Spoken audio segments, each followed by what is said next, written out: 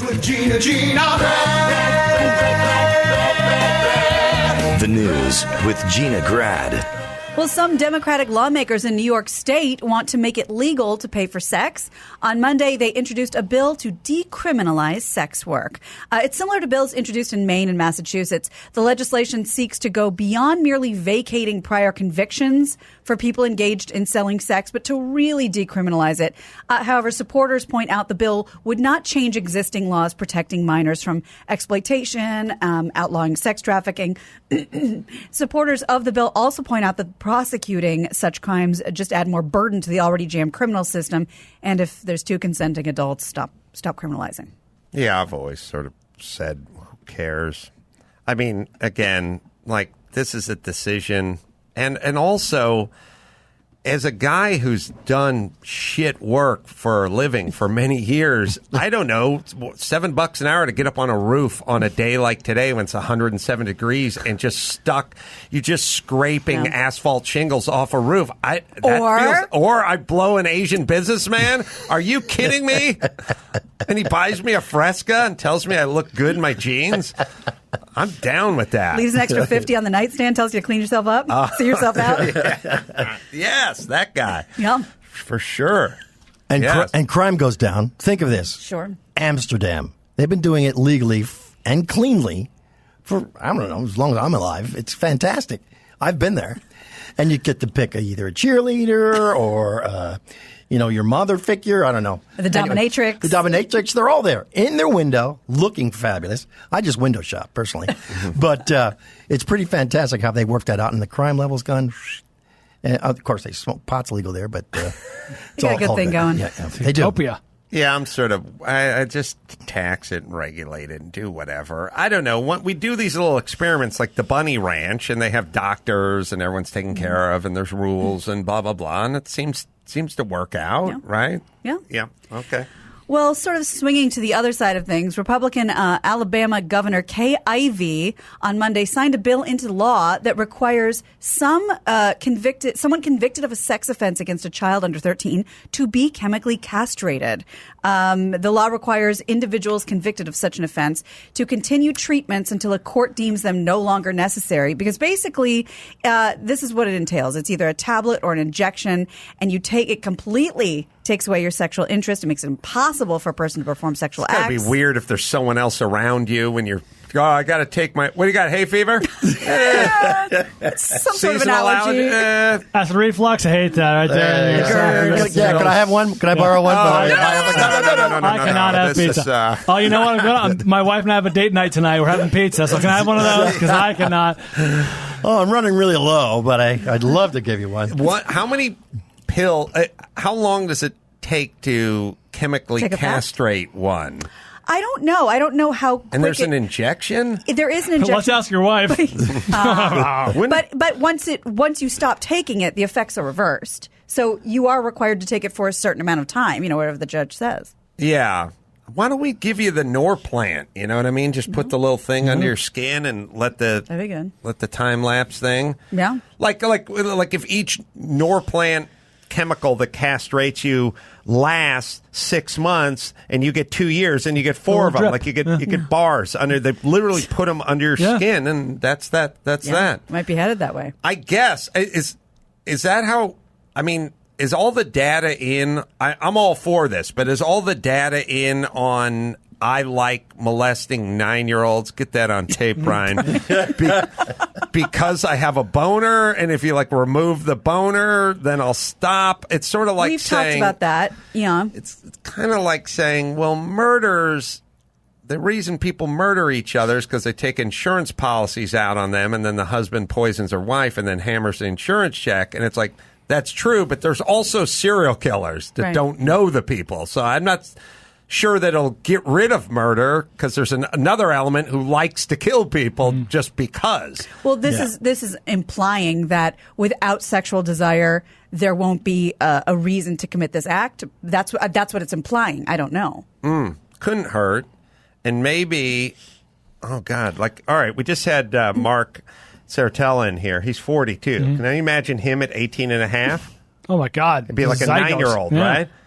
put him into the sex worker department. Let these guys blow off a little steam. Okay. New career path for Mark. Well, they do that thing all the time with the actors. Where it's like, well, we need an 18-year-old playing a 14-year-old, but they got to be 18-year-olds. So we don't want the teacher on. They get that with sex. Right. You know what I mean? Yeah. Have a legal, healthy, perfectly normal, Willing. perfectly healthy outlet. Here's the thing. for On the way, pedophiles. On the way over here also, speaking about sex being everywhere, Hollywood Boulevard, stuck in stupid traffic. I look over and there's a guy, woman actually, big table, 6 feet long, 4 or 5 things deep, selling Pez dispensers as penises. They're basically boners. And I didn't see anyone use it, but I thought, this on the street of Hollywood Boulevard. Yeah. Penises. Like 50 of them. I don't know. It's absolutely crazy to me. I feel like it's the world we're living in. We can rule out straight guys from that purchase. I'm guessing we can probably rule out most women. Yeah. Who's that for? It's a rarefied air. It's like a select SEAL team of guys who are like, I'm gay, but I'd like to be gayer. And I'm driving a Miata with the gay flag bumper on the license plate frame on it, but I want it to be known. Yeah. You know what I mean? Will they do streamers? That's probably why they were there. Now that I think about it, was Gay Pride Week. Remember when I told Bill, board op Bill, I said, it's Gay Pride, it's coming out week, and I want you to call your dad and tell him you're gay. And he said, my dad already knows I'm gay. And I said, call him and tell him you're gayer. And he did. He did. Dad, I just got gayer. I got gayer. Well, what was I supposed to do? He'd already come out to his dad. My hands were tied. He was there. He was gay. He'd already come out. He'd ruined my plans by being honest with his dad earlier in life. So now what? I was held, my feet were held to the fire. Yeah. That's funny. Sorry. Oh, here's another favorite thing, and you'll love this. All right, so I go to Cabo. I love Cabo. It's a great town. It's right after spring break, and there are these Indians on the beach right in front of your fabulous, expensive hotel.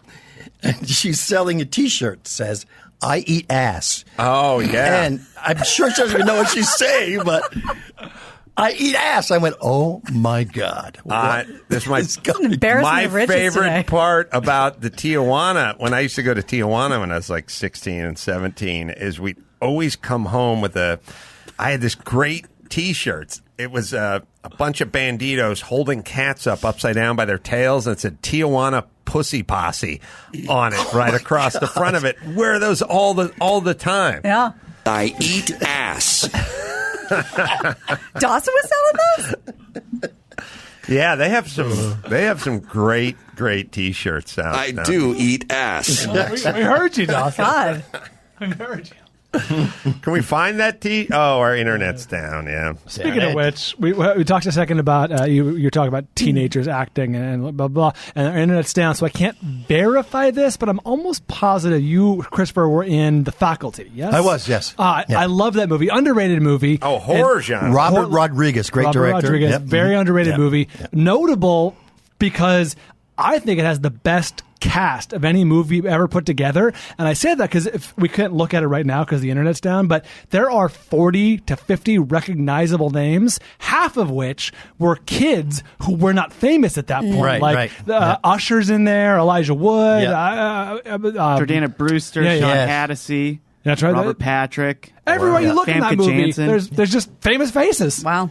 Everybody Salma wanted to Hayek, work Jon with Stewart. Robert Rodriguez because he's the pretty best. hot at that point. No, he's unbelievable. But he shoots right in his hometown. He made his whole house into like here's my editing room, here's my garages. Get the cars up. Editing room.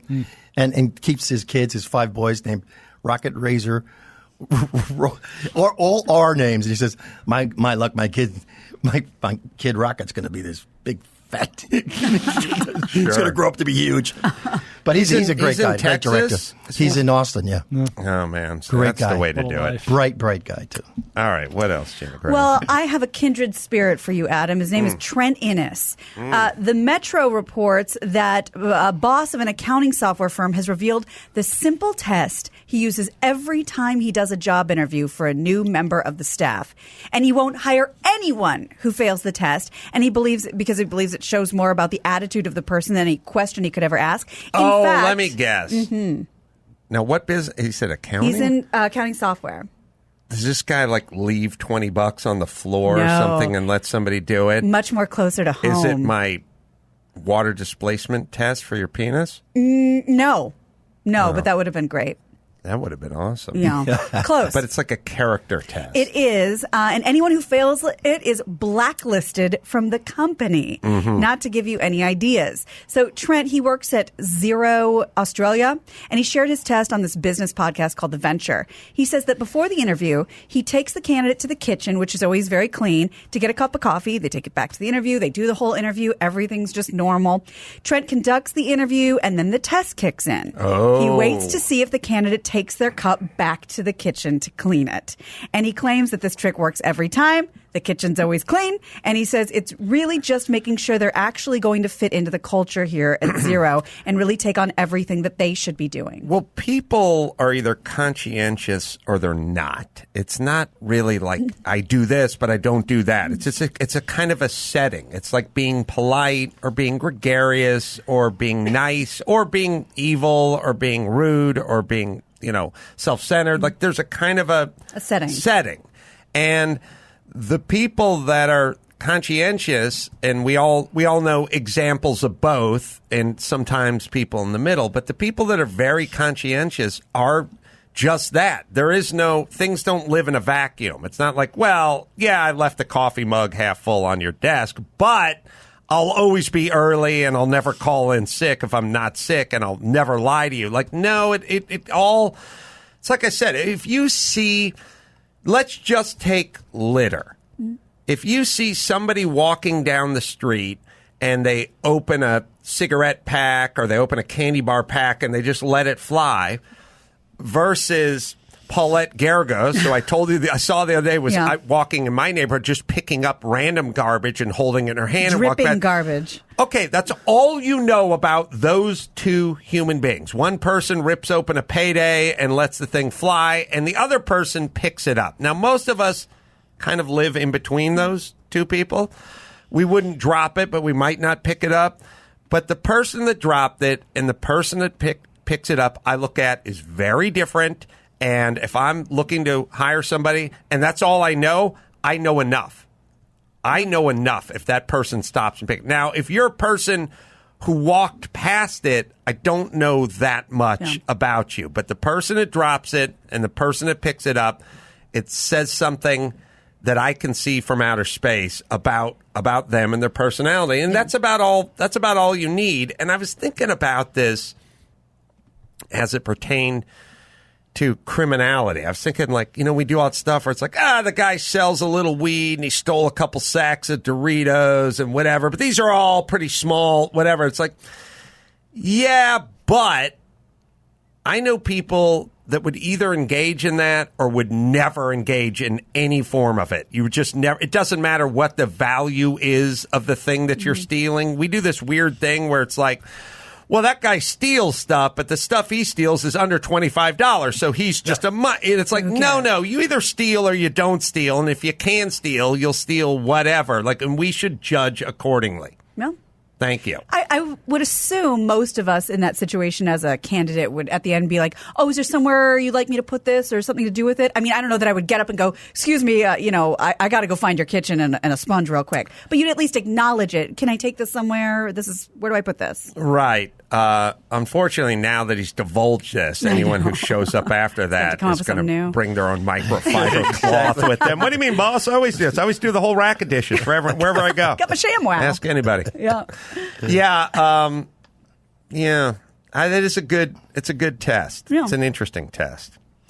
Well, a 30-year-old Spirit Airlines passenger on a flight from Detroit to New Orleans recently got himself banned from the airline forever because he was vaping in the bathroom, according to CNN. Man. An attendant on the flight. By the way, banned from Spirit Airlines. It's like, no more liverwurst and anchovy sandwiches for you. No more kicks in the nuts. I don't get to pay extra for bringing my own purse. The next time you're in the mood for the butt end of the whole wheat bread with liverwurst Well, then you're just going to have to suck it up, bucko. No more stub toes for you. That's right. That's why I always say their motto should be "Fly spirit, so we can break yours." Yes. Ooh, I like that. Thank you. Been saying that one for a while. That's good. I didn't even. I know their name comes up every once in a while, and then every once in a while, Big yellow planes. That's all I know. Right. Big yellow. Well, here's how it went down. An attendant on the flight apparently told a deputy that she saw the guy take a drag from an e-cigarette and then exhale it into a bag. He was just doing that in his seat. I just love like the biggest criminals in our society are smokers and vapors now. That we have decided that these are the Dillingers of our society. Like we should put these guys' pictures up in fucking post offices. Like this guy was seen vaping on a patio. Get him on the wall. What are you doing? Like, Jesus. we declared some sort of war on smoking, and we've decided. I've said it. They're worse than deadbeat dads in our eyes of our fucked up, retarded society. Like, these are the worst people in the world. These people have an addiction to nicotine with water vapor. I blame the companies who they're selling the candy tastes like grape juice, kids, and these kids are addicted to nicotine, and they're 12. Early and often. Can you vape in a bathroom? All right, so would you like the answer? I've looked through this window a few times, and I've seen a couple of folks vaping on occasion, and I don't care. But Max or Patty, you can tell me. I've not been in the proximity of a lot of vaping.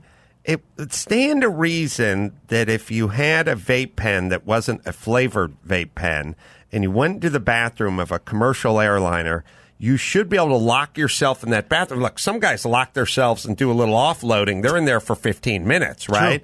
Seems like you could have a couple of draws off the vape pen, wait it out a few seconds, and then exit. Nope. But the alarm would pick it up, or somebody would detect it. You guys, Dawson, you've ever vaped in a commercial? I've vaped in an airplane bathroom. It does go away.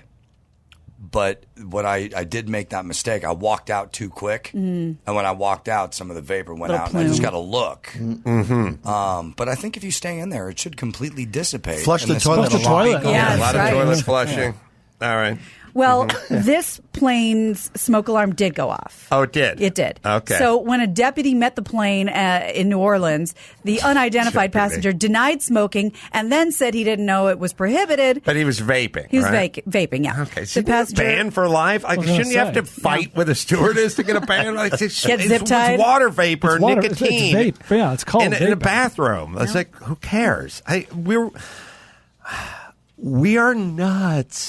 We have some sort of weird thing for smoking. You've heard me yell about this my entire career. It's like I have a weird space for smokers that we don't like. We have it like, you know, tax evasion or being a deadbeat dad or being whatever. Like we're mildly perturbed by it, but we're not nearly as bothered as guys who vape. Who really, it just doesn't affect us. I don't get. You know what it is? Our capacity to be outraged over things that really don't fucking affect us and we have no business talking about has gone through the roof in like the last 15 minutes, right? So the answer to vaping or smoking or whatever in the past was just like, the guy wants to smoke on his patio in his apartment, that's his fucking business. Or he wants to vape, that's his fucking... It used to be, the answer was, he wants to go do this, that's their business. Right. We'd have that answer. Now it's like I'm making it my business. What if worst case scenario is you walk into the bathroom right after somebody was vaping in the bathroom? That's about as bad as it's going to get. What is that? A 9 or a 10? Like where is that? Let's say the plane hitting a mountain is a 10. Yeah. Where does you walking into the head and getting a little secondhand bubblegum vape? smell. Yeah. Where does that land on your shit? I don't know what the risk is. I don't know what the actual problem would be. You do understand we live in a world where leaf blowers are running wild all the time. Where you just walk down the street and there's somebody blowing fucking leaves with a 2-stroke outboard motor strapped to his ass, blowing up a huge plume of rat shit, and you're walking through it with your dog. So where is that?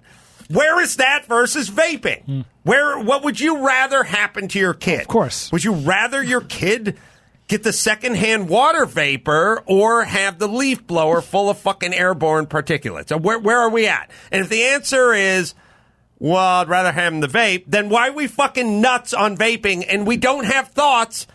We don't have thoughts about the fucking leaf blower.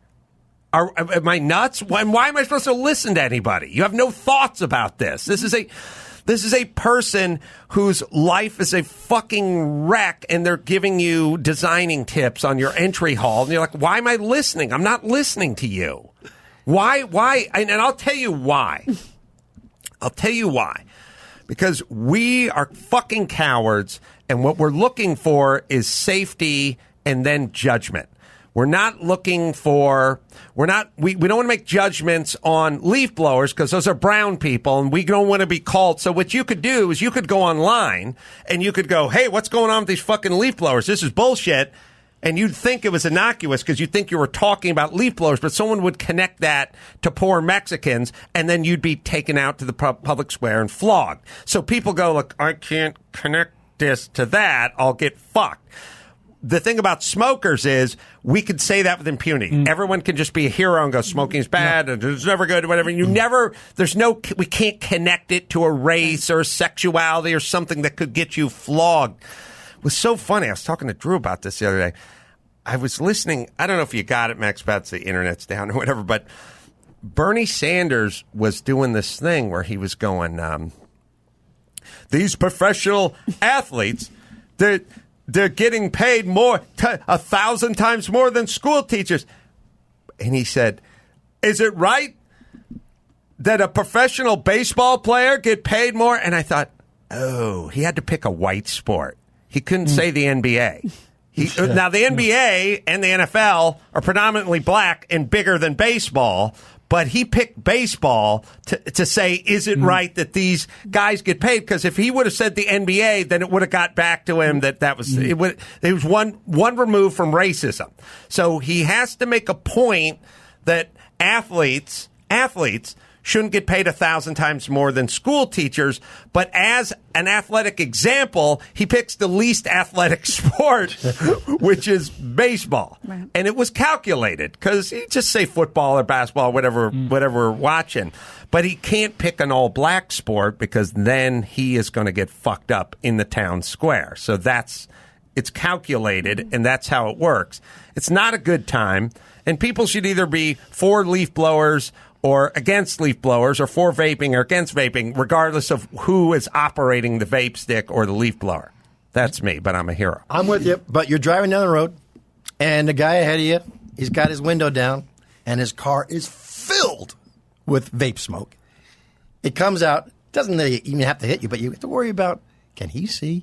Can this guy actually see ahead of him? Because your lungs, and you blow it out, and it's kind of it's 50 times the smoke of a cigarette. You know what they got to do?